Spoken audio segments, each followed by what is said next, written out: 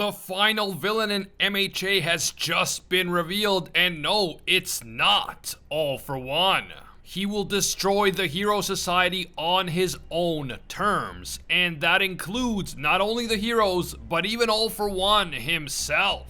As Deku braces for the newly awakened Tomura Shigaraki to unleash all of his many quirks at full power, the final battle reaches a new deadly phase, so let's get into it. And just a reminder that over 50% of you guys who watch our videos are not subscribed to the channel. Do me a huge favor and subscribe right now. It's completely free, but it helps me out a lot. Now, a quick thank you to Macarena for sponsoring this video. I always fantasized about riding a mecha like they do in Gundam or Code Geass, but unfortunately, anime is not reality, at least not yet. Thankfully, with Macarena, I can now get the experience of operating my own mecha from my smartphone. Macarena is a competitive and strategy-based team shooter where you can play 2v2 or 5v5. You can also create your own custom matches and invite friends to play with, or you can take on the competition in epic in-game tournaments. My favorite part of this game is the wide variety of game modes, from capture the point to straight up 2v2 or 5v5 elimination. This allows me to switch things up so I never get bored of playing. In terms of mechs, I love using Surge. It's a very speedy mech which allows you to quickly capture points. And along with its EMP ability, it's just super fun to use and very effective. I also love the polar blue skin, it's super cool. What are you waiting for? Install Macarena on mobile or PC using my personal link or this QR code on screen, and you will get a free starter pack worth $30. It includes a Rocket Mortar 6, an Amateur Crate, and a skin to help kickstart your game. Try it out for yourself. Click the link in the description or scan the QR code to download Macarena right now. And if you're quick, find me in game via my mech ID 510-404-63. Finally, this video will contain Boku no Hero manga spoilers, so please proceed with caution. You have been warned. In the last chapter, we saw the epic return of two former villains, Gentle and Lady Nagant. Both of them have now switched sides, largely thanks to their individual meetings with Deku. And both of them played a key role in saving everyone at UA from imminent destruction. Gentle saved the entire compound from crashing to the ground, and Nagant saved everyone from Shigaraki's decay by shooting off one of his hands. And with everything that's been happening on the battlefield lately, the heroes definitely needed some major reinforcements, and that is exactly what they got. But at the same time, the real Tomura Shigaraki finally managed to emerge from All For One's control and regain the power over his own body. This is clearly not the scenario that All For One himself had been hoping for.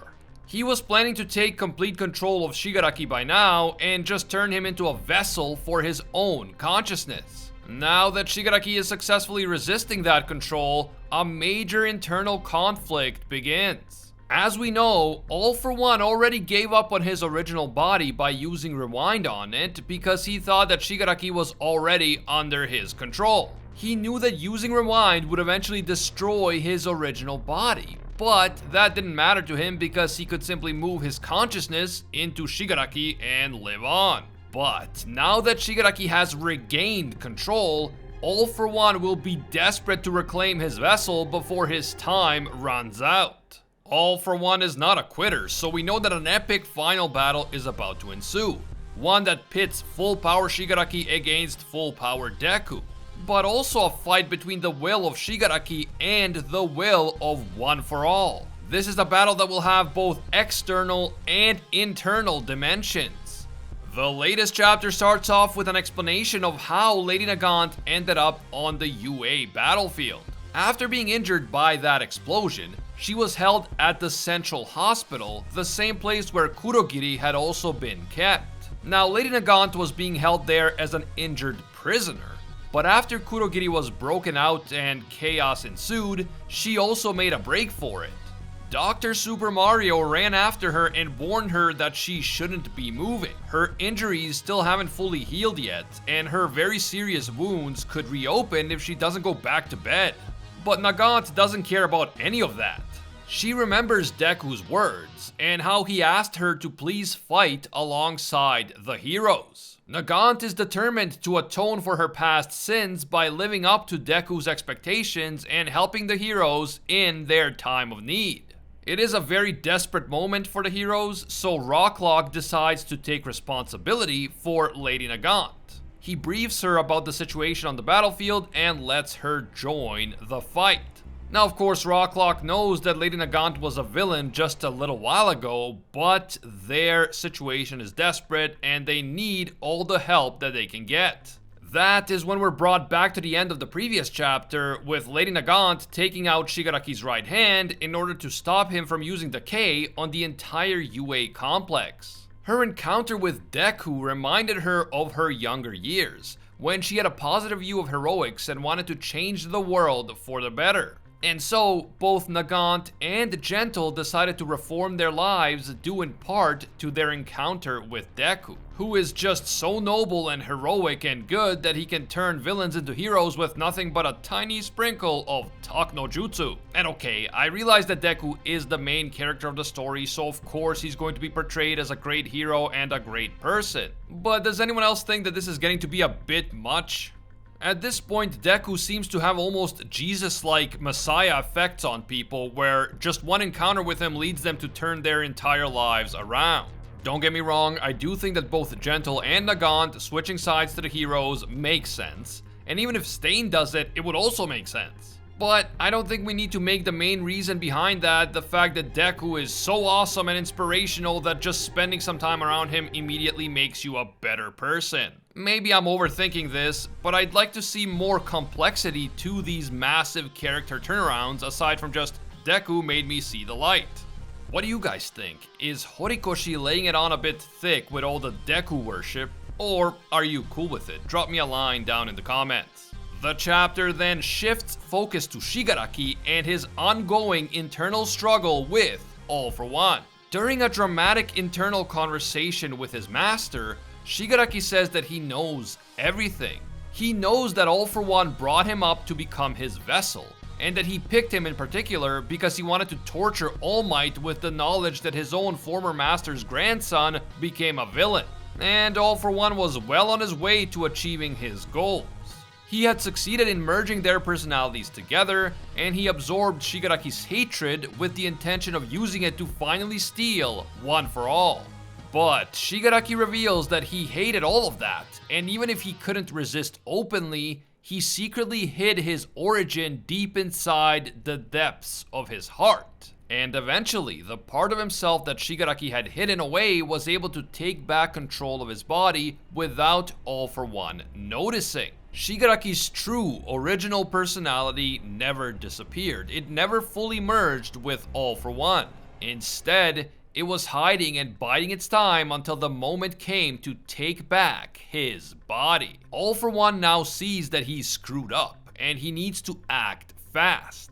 He orders Kurogiri to transport Shigaraki to his real body so that he can use his real body to force his vessel to submit.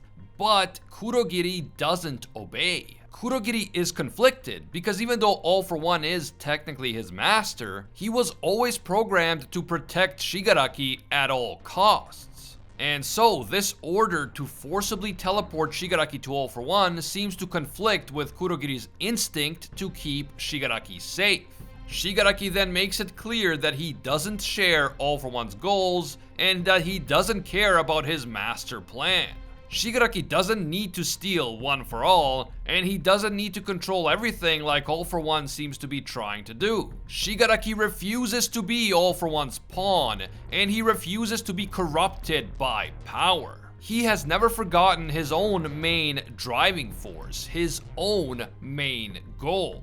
The corruption and hypocrisy of this world and of the hero society made it possible for Shigaraki's tragic childhood to exist. In other words, the torment and suffering that Shigaraki experienced as a child inside his childhood home was enabled by a hypocritical and corrupt hero society. The one wish that both Tomura Shigaraki and Tenko Shimura still share to this day is the desire to destroy everything that has to do with that house. Everything that has to do with Tenko Shimura's childhood home. And of course, the house itself is symbolic. He doesn't just mean the house as a physical object or the people who lived inside of it. What Shigaraki really means is that he wants to destroy all the social systems, structures, and institutions that made the suffering he felt inside that home possible. On top of that, many people believe that the man we see dropping little Tenko off at home in chapter 235 was actually All For One himself. The idea here is that Tenko was actually born quirkless, and that is why he never manifested a quirk until he was over 5 years old. Normally, if someone doesn't manifest a quirk by age 4, they are assumed to be quirkless. Tenko manifested decay as late as he did because All For One had secretly transferred it to him on the day that he dropped him off at his house. If that theory is true, then Shigaraki's proclamation that he wants to destroy everything associated with his house would also include All For One himself. The man who may have visited his house as part of his manipulative master plan to turn Tenko into a vessel for himself. Shigaraki's exposition here tells us that he is not interested in power or taking over the world or anything like that. It seems that in his own deranged way, he sees himself as a righteous avenger and a fighter for justice. Since the world that he was born into was so unjust, destroying it is, in some ways, an act of justice. And as this internal struggle rages inside of Shigaraki, on the outside, Deku forces Shigaraki out of the floating UA compound and back onto the ground. Deku knows that now that Shigaraki can use his quirks again, keeping him on board the floating UA is just putting everyone there in immediate, life-threatening danger. As the two fighters square off against each other on the rubble-filled surface, Deku declares that he won't let Shigaraki destroy the world. But at the same time, he won't ignore the part of Shigaraki that was crying on the inside. The part of Shigaraki that remains an innocent crying little boy, the real Tenko Shimura, before he was turned into the villain, Tomura Shigaraki. And that is how this chapter ends, with the final battle reaching a new stage. A stage in which Deku will have to face off against a full power Shigaraki who now has full use of all of his quirks. And Shigaraki has already begun using his quirks because at one point both of his hands had been shot off by Lady Nagant. But by the time that they reach the surface, Shigaraki has already used Super Regeneration to regenerate both of his hands, and he is ready to go. The time has come for the ultimate showdown. Full power Shigaraki with full use of all his quirks versus full power Deku with all of his quirks now finally unlocked. This fight will change everything, and it will determine how MHA will ultimately end.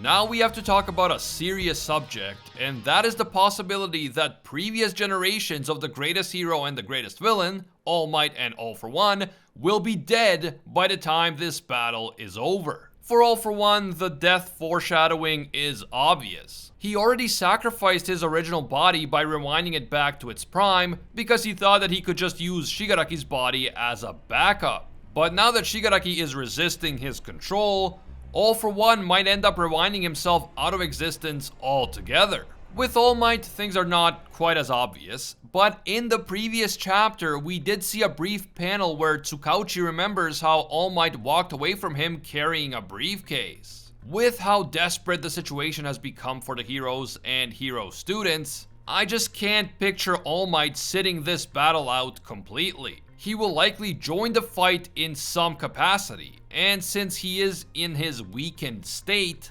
that decision to join the fight might result in his making the final sacrifice to protect his students. Some have even suggested that All Might may be planning to pull the same type of sacrifice as All For One, namely using Eri's quirk to rewind himself back to his prime temporarily, but then eventually rewinding himself out of existence. This is certainly possible, but we have to remember that unlike All For One, All Might is actually friends with Eri and he has access to her personally. If Eri can rewind Mirio's body in a way that it restores his quirk without rewinding him out of existence, then perhaps she could also do the same for All Might without it resulting in his death. Don't get me wrong, All Might could definitely die by the time the story is over. As an older mentor character in Shonen, he certainly wouldn't be the first to be killed off in order to facilitate the growth of the main character. But I also wouldn't be surprised if Horikoshi spares All Might in the end. One thing's for sure, if Shigaraki has his way, a lot of people will die and the entire hero society will be destroyed. The potential end of All for One will not be an end for the villains as a whole, because Shigaraki clearly has his own unique plans and goals that are not actually tied to the fate of All for One. So even if All for One gets yeeted out of existence, Shigaraki will still remain a major and majorly overpowered threat to all of Japan, and probably the whole world. He has to be stopped one way or another, and if he isn't stopped soon, many characters that we know and love could die. What do you guys think? Did this chapter foreshadow the death of All for One, and could All Might be next? Can Tenko Shimura actually be saved like Deku seems to be implying? Is Deku going to regret trying to save him? Don't forget to leave your feedback down in the comments below. Thanks again to Macarena for sponsoring this video. Check them out, link in the description. If you enjoyed this video and you want to see more in the future, leave a quick like. And of course, don't forget to subscribe to the channel. As always, thank you guys so much for watching. And until next time, see ya, Space Cowboys.